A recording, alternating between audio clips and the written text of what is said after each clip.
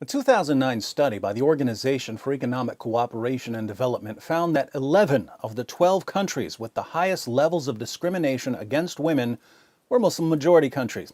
Amazingly, Muslim preachers in the West insist that Islam promotes equality and women's rights.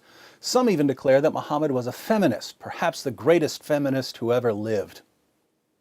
Why do these preachers spout such shameless nonsense?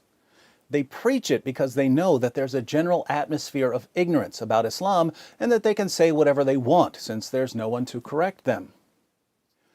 I suggest that the first step on the path to reducing the gender gap in Muslim countries is an informed population of free people who will not fall for false claims about Islam and who can therefore draw attention to the real source of the problem.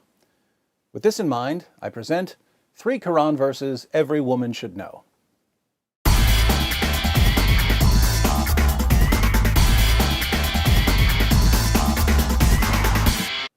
Now, before everyone fills up the comments section with, David, why didn't you bring up Surah 4:3 or Surah 4:24, Surah 65:4, basically all of Surah 33, let me say that I know there are a lot of relevant verses here, but there's simply too much material to present all at once, so I've selected 3 verses that are especially relevant to the high levels of discrimination against women in Muslim countries.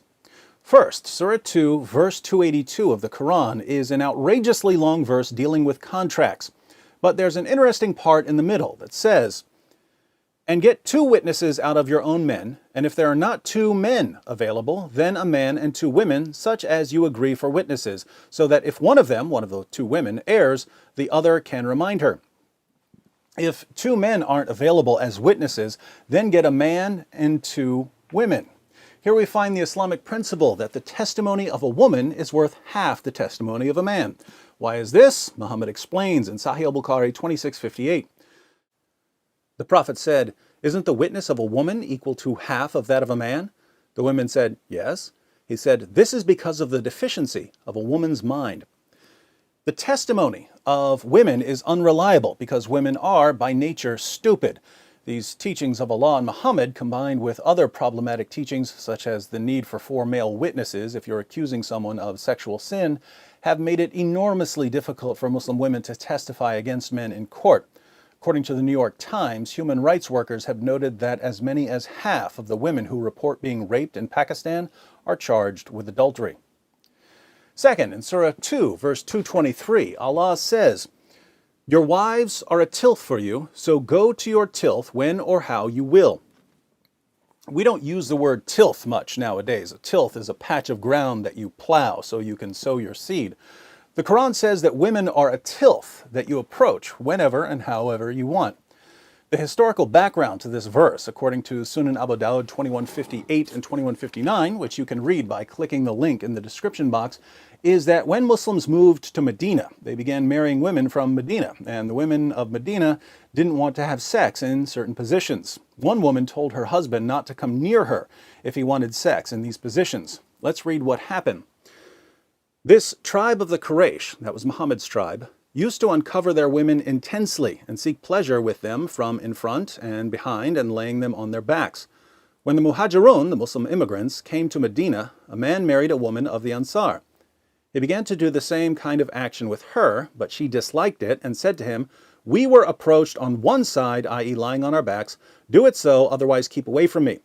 This matter of theirs spread widely, and it reached the Apostle of Allah. So Allah, the Exalted, sent down the Quranic verse, "Your wives are a tilth to you, so come to your tilth however you will," i.e. from in front, from behind, or lying on the back. So a woman says, "I refuse to have sex in these positions."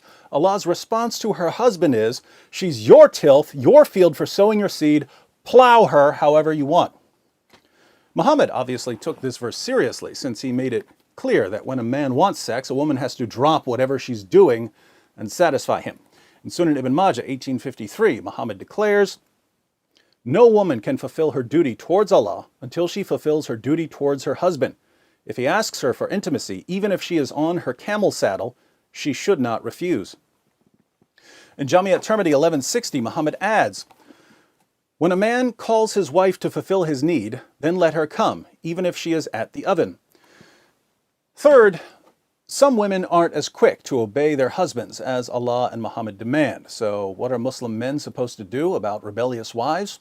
Allah answers in Surah 4, verse 34.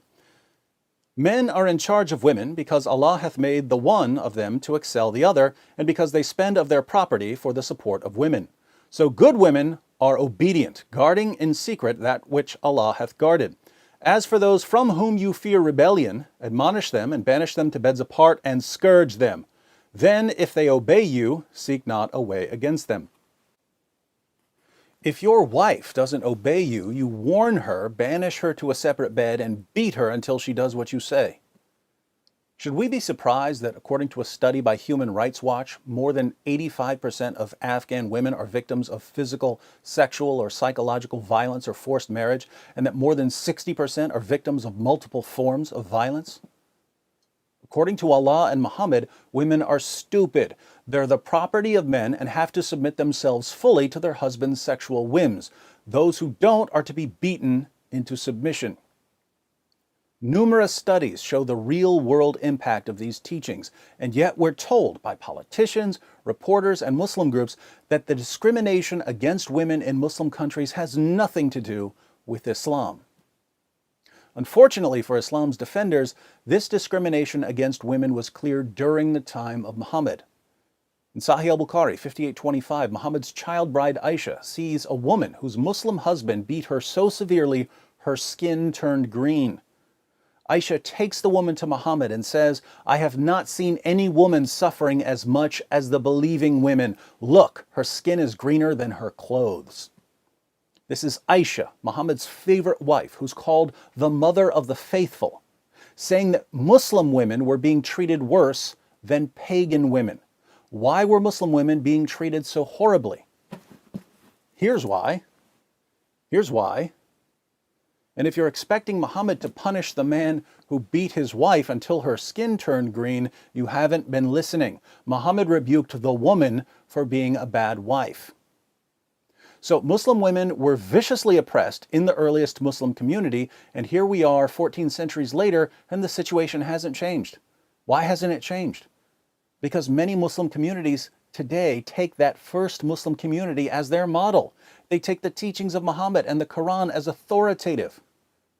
If we want to see lasting change in our lifetimes, we have to challenge the pattern laid down by Muhammad and the Qur'an. So learn these 3 verses, share them with your friends, share the video. You can get all of the verses and all of the sources I quoted by clicking the link below. And if you haven't subscribed yet, you have 5 seconds to click this subscribe button.